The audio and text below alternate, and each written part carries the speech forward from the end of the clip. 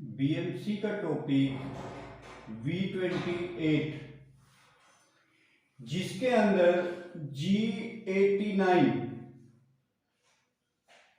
Finish boring cycle with dwell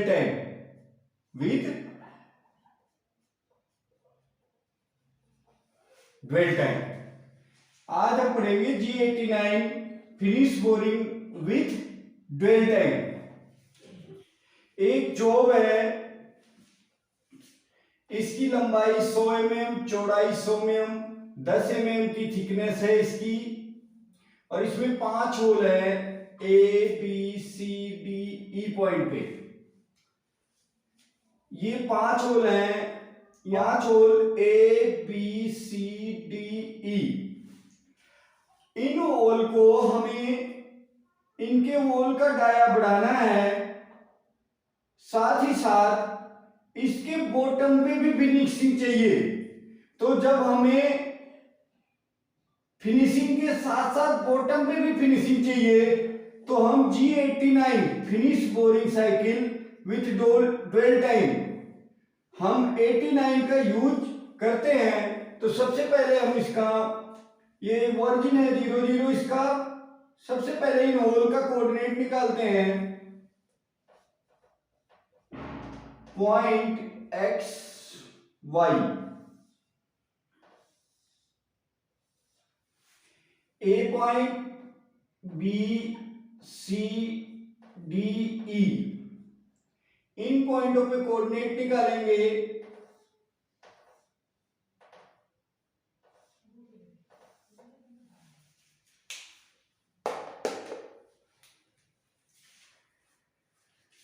देखो ये वाली एक्स एक्सिस है और ये प्लस वाई। देखो ए पॉइंट एक्स में कितना गया है, ओरिजिन से 20, वाई में 25, बी पॉइंट कितना गया है, एक्स में 80, एब्सोल्यूट कोऑर्डिनेट निकाला है, वाई में 25। इसके बाद सी पॉइंट, देखो इसका हाफ कितना होगा 30 और 20 ये है, तो कितना हो जाएगा सेंटर में, एक्स हो जाएगा 50 और वाई देखो ये 25, इसका आधा कितना होगा 25 और 25 ये है, तो कितना हो जाएगा सेंटर में, वाई भी 50। इसके बाद डी पॉइंट एक्स में कितना होगा, जितना हमारा बी है उतना डी है, 80 और वाई में, डी पॉइंट वाई में कितना होगा 75। इसके बाद ई पॉइंट का कोऑर्डिनेट निकालेंगे, तो देखिए ई पॉइंट एक्स में कितना गया है 20 और वाई में 75। ये तो हो गया कोऑर्डिनेट। अब हम हेडर लिखते हैं O00 1 N1 G80 canned cycle, G91 G28 Z0.2 लोम position, G91 G28 X0.0 Y0.0 M06 T03 3 number tool boring का, G0 G10 G90 एब्सोल्यूट में programming, G70 XY plane, X0.0 Y0.0 Z0.0, G0 G43 Z 10 mm H1, spindle RPM हमने दे दिया 1200 M03। ये तो हर programme में header होता है, हमने हेडर लिख दिया। अब इसके बाद हम पढ़ेंगे G89 finish boring cycle with dwell time. देखो G89 का यूज कहां करते हैं, जब किसी होल की डाया को बढ़ाना हो तो बोरिंग साइकिल यूज करते हैं। लेकिन 89 कब यूज करते हैं,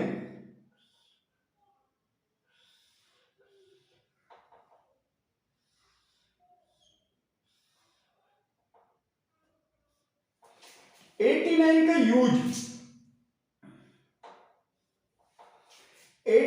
यूज करते हैं जब हमें इनकी साइड में फिनिशिंग चाहिए, साथ ही साथ इसकी बॉटम पे भी फिनिशिंग चाहिए, तो हम कौन सी साइकिल यूज करते हैं, 89 finish boring cycle with dwell time. मतलब इसका फंक्शन देखिए कैसे ये फंक्शन करती है, G98 की पोजीशन और ये G99, ये इनिशियल पॉइंट जो हमारी 10 mm है और ये 99। अब हम G89 देखते हैं फिनिशिंग बोरिंग साइकिल, इसका फॉर्मेट देखो, G90 हम G98 यूज करें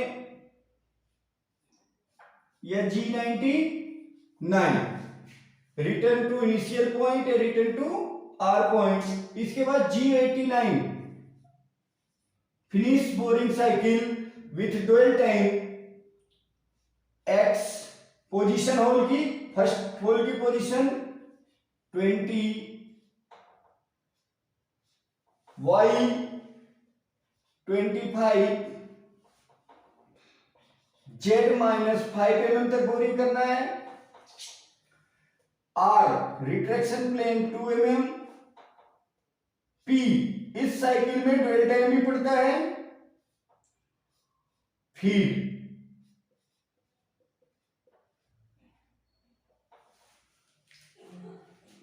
नाइन। रिटर्न के लिए 89 क्या फंक्शन करता है, देखो फील्ड के साथ टूल घूमते हुए जाएगा, एक्स वाई होल की पोजीशन, जेड होल की डेप्थ, कितने mm तक टूल को जाना है, तो टूल फीड के साथ घूमते हुए जा रहे हैं। उसके बाद ड्वेल टाइम, जितना ड्वेल टाइम पड़ा होगा उतनी देर तक ये बॉटम पे घूमते रहेगा, 5 mm डेप्थ तक पहुंच के घूमते रहेगा, जिससे इसकी बॉटम पे भी फिनिशिंग हो जाती है। उसके बाद ये फीड के साथ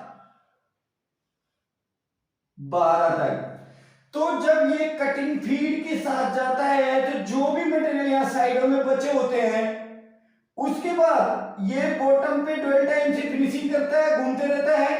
उसके बाद जब ये फीड के साथ रिटर्न होता है तो जो बचे हुए मेटल होते हैं उनको भी फिनिश कर देता है, इसलिए इसका नाम क्या पड़ा, 89 finishing boring cycle with dwell time. इसमें ड्वेल टाइम का यूज क्यों, क्योंकि ये बॉटम पे भी फिनिशिंग करता है। नेक्स्ट होल में फीड के साथ जाएगा, फंक्शन देखो, फिनिशिंग करते हुए घूमते हुए फीड के साथ जा रहा है, बॉटम पे रुक के फिनिशिंग किया, उसके बाद फीड के साथ ही बाहर आता है।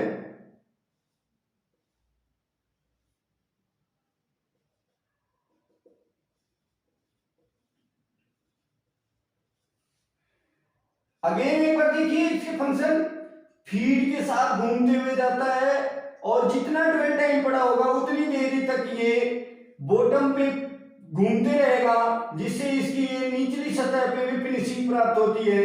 इसके बाद ये फीड के साथ बचे हुए जो फिनिश रफ मेटल होते हैं उनको फिनिश करते हुए फीड के साथ बाहर आता है, इसलिए इसका नाम क्या पड़ा, G89 finishing boring cycle with dwell time. देखो G85 में भी फिनिशिंग हो रही थी, फीड के साथ जाता है, फीड के साथ आता है, लेकिन 89 में क्या होता है, बॉटम पे भी फिनिशिंग करता है, इसलिए इसका क्या नाम पड़ गया, फिनिशिंग बोरिंग के साथ क्या ऐड हो गया, विथ ड्वेल टाइम। देखो आगे हम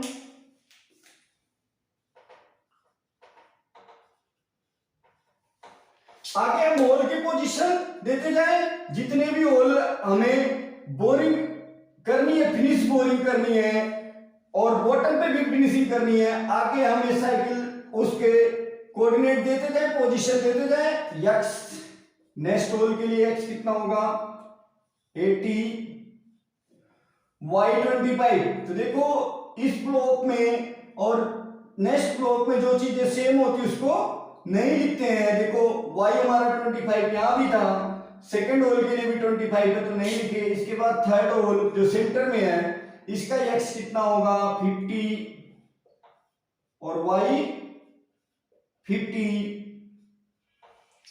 इसके बाद डी होल के लिए x 80 y 75। इसके बाद ई होल के लिए देखो x कितना होगा 20, y हमारा 75 ही है तो y हम ना दें।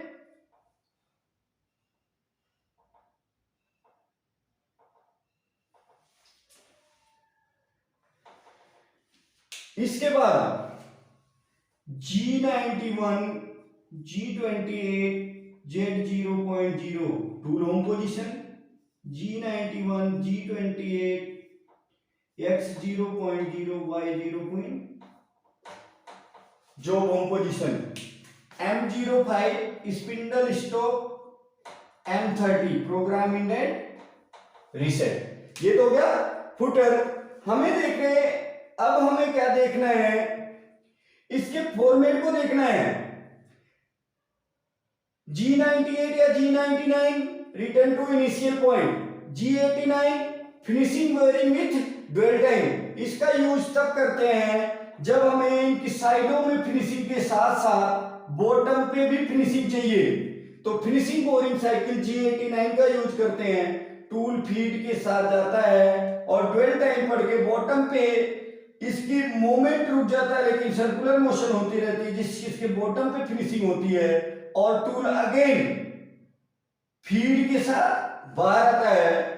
इसके बाद XY होल की position,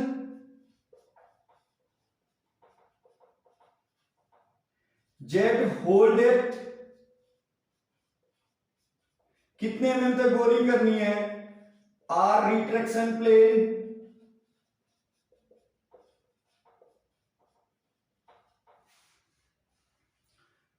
P dwell time. Dwell time tool कितने देर तक स्टे होता है, या फीड। तो अगर हमें बॉटम पे फिनिशिंग के साइड में फिनिशिंग के साथ साथ बॉटम पे फिनिशिंग की जरूरत होती है तो उस केस में हम 89 का यूज करते हैं जिसको हम कहते हैं finishing boring with dwell time. इसका फॉर्मेट जो है G89 XY Z R P और F, इसमें ड्वेल टाइम बढ़ जाता है।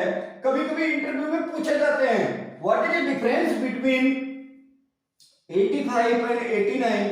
85 में टूल फीड के साथ जाता है और फीड के साथ बाहर आता है, जबकि 89 में फीड के साथ जाता है और बॉटम पे भी थोड़ी देर रुक के फिनिशिंग करता है और फीड के साथ बाहर आता है। 85 में फिनिशिंग बोरिंग होती है साइडों में और 89 में बॉटम पे भी फिनिशिंग होती है।